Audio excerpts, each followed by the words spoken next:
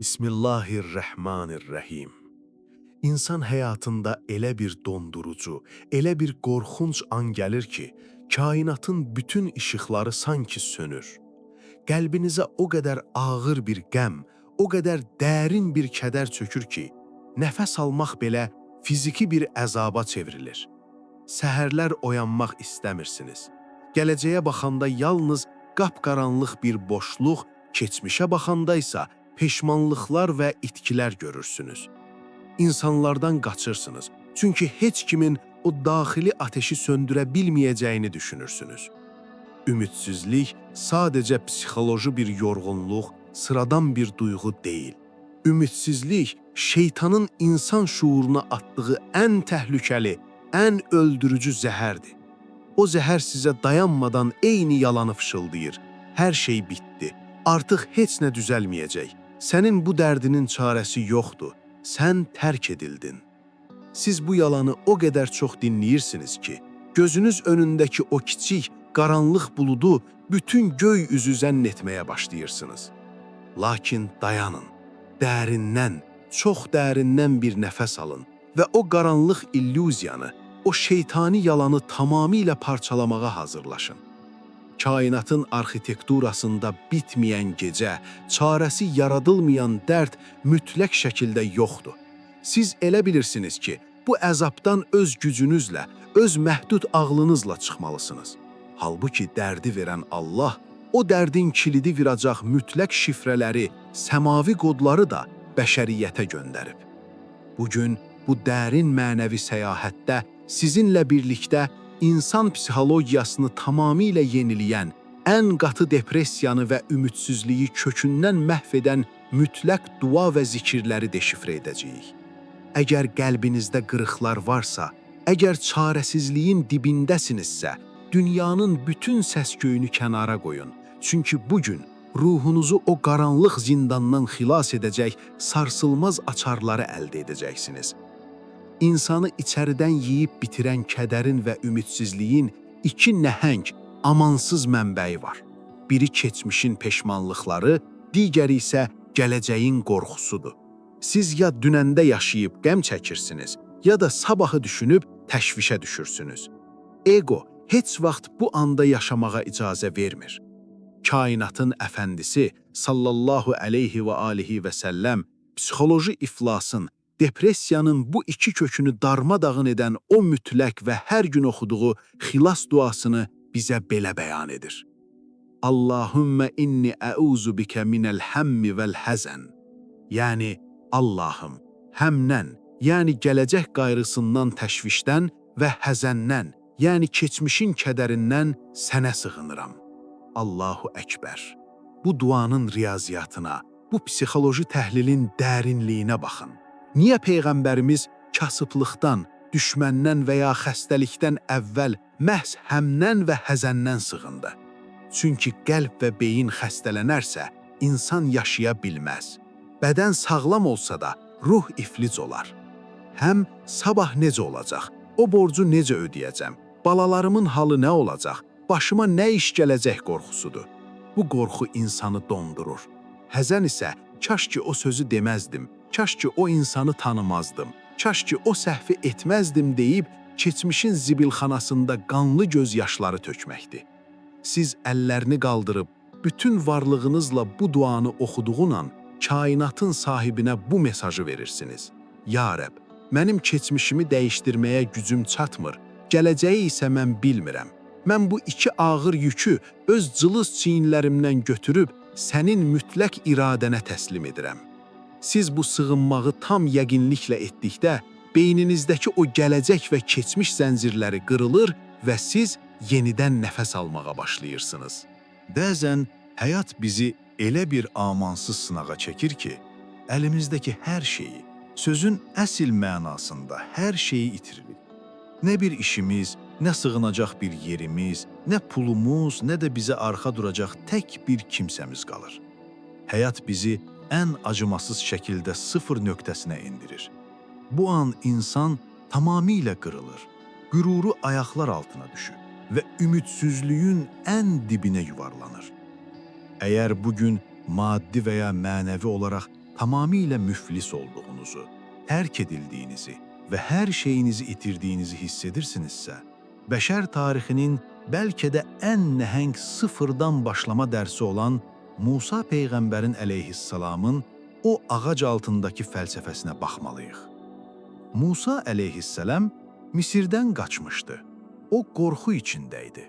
Arxasında onu öldürmək istəyən Fironun ordusu vardı. Günlərcə səhrada ac, susuz, ayaqyalın, yorğun və təkbaşına yol getmişdi. Yad bir diyara, Mədyənə çatanda onun nə pulu, nə evi, nə sığınacağı, nə də tanıdığı bir adam vardı. Tükənmiş halda bir ağacın kölgəsinə sığındı. Tam bir çarəsizlik və dib nöqtəsi. Bəs bu mütləq yoxluğun və qaranlığın içində o nə etdi? O, Allaha üsyan etmədi. Uzun-uzadı siyahılarla tələblər irəli sürmədi. O sadəcə öz acizliyini və mütləq ehtiyacını kainatın sahibinə bəyan edən, Quranın Qəsəs surəsi 24-cü ayəsində bəyan edilən o sarsıdıcı, dondurucu kodu pıçıldatdı. Rabbi inni limə ənzəltə iləyyə min xayrin fəqir.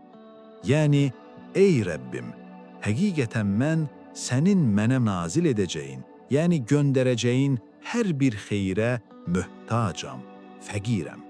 Allahu Əkbər. Bu təslimiyyətə, bu egonun yox edilişinə baxın.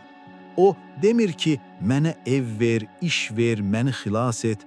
O, özünü kainatın mütləq gücü qarşısında tamamilə fəqir adlandırır. Sən öz egonu, öz mənini sıfırlayıb, Rəbbinin qarşısında bu mütləq ehtiyacı, bu dərin acizliyi etiraf etdiyin an, göylərin qapıları sonuna qədər açılır. Musa Peyğəmbər əleyhissalam bu duanı etdikdən dərhal sonra, eyni günün içində Allah ona həm iş verdi, həm qorunacaq isti bir ev verdi, həm də salih bir həyat yoldaşı nəsib etdi. Əgər həyat səni sıfıra endiribsə, hər şeyini itirmisənsə, sən də o ağac altındakı Musa kimi qollarını aç və Rəbbim, səndən gələcək zərrə qədər xeyrə belə fəqirəmdir. Çünki qəlb və qürur qabı tamamilə boşalmadan içinə ilahi rəhmət dola bilməz. Bəzən elə olur ki, düşmənləriniz, dərdləriniz və problemləriniz birləşib üzərinizə gəlir. Hər kəs sənə, sən bitdin, sən məğlub oldun, heç bir çıxış yolun qalmadı deyir. Bütün qapılar üzünə qapanır. İnsanların şərrindən qorxursunuz. Bu insanın ən zəif və qorxuya ən çox meyilli olduğu andır. Məhz bu cəhənnəm anında İbrahim Peyğəmbəri əleyhissalamı nəhəng atəşə atarkən və Peyğəmbərimiz sallallahu aleyhi və alihi və səlləmi Uhudda düşmən ordusu ilə təkbaşına qalanda oxuduqları o qorxunc və yenilməz zikri şuurunuza həkk etməlisiniz. Həsbunallah və ni'məl vəkil. Yəni, Allah bizə yetər. O, nə gözəl vəkildir. Bu kəlamın ağırlığını, bu riyaziyyatı hiss edirsinizmi? Siz dərdin ortasında tək başına çabalamağı dayandırırsınız və həyatınızın, qədərinizin idarəsini, vəkalətnaməsini bütün kainatın sahibinə verirsiniz. Bir insan məhkəməyə düşəndə, əgər onun vəkili ölkənin ən güclü, ən məğlub edilməz hüquqşünasıdırsa, o insan qorxarmı? Təbii ki, yox. Bəs necə olur ki, sənin vəkilin, sənin işin həll edəcək şəxs ulduzları yaradan, ölüləri dirildən, qapalı qapıları açan Allah olduğu halda sən qorxursan, titriyirsən, ümidsizliyə düşürsən. Sən həsbunallah, yəni Allah mənə bəsdir dediyin an, ətrafındakı insanlara, banklara, həkimlərə olan asılılığın, onlardan olan qorxunu zəncir kimi qırırsan. Sən onlara deyirsən ki, sizin cılız gücünüz mənə heç nə edə bilməz, çünki mənim vəkilim Allahdır. Bu zikri qəlbini həkk edən insanın daxilinə elə bir mütləq cəsarət, elə bir hüzur çökər ki, o, fırtınanın ortasında belə rahatlıqla yata bilər. Çox ağır depressiya və kədər insanı həm də fiziki olaraq iflic edir. Nəinki dua etməyə, hətta yerindən qalxıb bir stəkan su içməyə, işə getməyə belə taqətiniz qalmır. Bədəniniz və ruhunuz tamamilə enerjisiz, bitkin bir hala düşür. Sanki ruhunuz görünməz iplərlə qandallanıb. Peyğəmbərimizin cənnətin xəzinələrindən bir xəzinə adlandırdığı və məhz insanın heç bir gücü qalmadığı, o mütləq tükənmə anında oxunacaq o gizli şifrə budur. La havlə və la quvvətə illə billah. Yəni, Allahdan başqa heç bir haldan hala keçmə gücü və heç bir qüvvət yoxdur. Bu zikir, insan egosunun və iradəsinin tamamilə sıfırlanmasıdır. Siz bu sözləri deyəndə əslində kainata belə qışqırırsınız. Ya Rəbb, mənim bu yataqdan qalxmağa gücüm yoxdur. Mənim bu dərdi həll etməyə ağlım yoxdur. Mən tamamilə acizəm. Bütün güc və bütün qüvvət, bu qaranlıq vəziyyəti aydınlığa dəyişdirmək qüdrəti yalnız və yalnız sənə məxsusdur. Təsəvvür edin, bateriyası tamamilə bitmiş bir telefonu nəhəng bir enerji mənbəyinə taxırsınız. Siz öz cılız gücünüzdən imtina edib, mütləq gücün yalnız Allahda olduğunu etiraf etdiyiniz o saniyə, ilahi enerji sizin ruhunuza axmağa başlayır. Kədərin verdiyi o ağırlıq, o ətalət qəfildən qırılır. Çünki sizi ayağa qaldıran artıq sizin zəif iradəniz deyil, Allahın sizə bəxş etdiyi o nəhəng, qırılmaz qüvvətdir. Biz qəm-kədər içində olanda ən böyük səhvi nədə edirik, bilirsinizmi? Biz dərdimizi bəşər övladına, yəni insanlara danışırıq. Dostlara, qohumlara, sosial şəbəkələrə, biz hər kəsi ağlayırıq, dərdimizi nümayiş etdiririk və insanlara danışdıqca dərdimiz azalmır, əksinə daha da böyüyür, içimizi yeyir. Çünki insanlar acizdir. Onlar sənə yalnız acıya bilərlər, çarə edə bilməzlər. Bəziləri isə sənin kədərinə ancaq sevinərlər. Lakin gəlin övladını itirmiş, həslətdən gözləri kör olmuş, kədərin ən dözülməz dibini yaşayan Yaqub Peyğəmbərin fəlsəfəsinə baxaq. Oğulları onu qınayanda, sən Yusufun dərdindən öləcəksən deyəndə, o, bəşəriyyətə dərdlə necə rəftar etməyin o sarsılmaz düsturunu öyrədir. İnnəmə əşku bəthi və huzni ilallah. Yəni, mən dərdimi, hüznümü və kədərimi yalnız və yalnız Allaha şikayət edirəm. Allahu Əkbar. Sətiraltı mənaya, ədəbə baxın. Yaqub əleyhissalam Allahdan şikayət etmir. O dərdi birbaşa Allaha şikayət edir. O demir ki, Allahım, niyə mənim başıma bu işi gətirdin? O deyir ki, Ya Rəbb, içimdəki bu sönməyən atəşi, bu zəifliyi, bu çılğın kədəri aciz bəndələrə deyil, dərdi verən və dərmanı da özündə saxlayan yalnız sənə danışıram. Əgər ümidsizliyi yox etmək istəyirsinizsə, bu gündən etibarən insanlara şikayət etməyi, onlara ağlamağı tamamilə kəsin. Səccadəni sərin, alnınızı o soyuq yerə qoyun və qəlbinizin ən dərin fəryadını, heç kimə deyə bilmədiyiniz o ən gizli ağrılarınızı yalnız ona, sizi eşidən və qədir bilən Allaha tökün. Dərdini Allaha danışan bir qəlbi dünyadakı heç bir kədər məğlub edə bilməz. İndi olduğunuz yerdə çiyinlərinizi rahatlayın və gözlərinizi yüngülcə qapayın. Dərindən, içinizdəki o zəhərli ümidsizliyi, artıq heç nə düzəlməyəcək yalanını, hər şeyinizi itirməyin verdiyi o acı kədəri içinizə çəkərək çox dərin bir nəfəs alın. Və indi yavaşca bütün o qaranlıq zəncirləri, o xəstə illüziyaları bədəninizdən və ruhunuzdan çölə, sonsuzluğa üfürün. Özünüzü tamamilə sərbəst buraxın. Zəka gözünüzlə, bütün səmimiyyətinizlə qəlbinizə baxın. Siz tək deyilsiniz.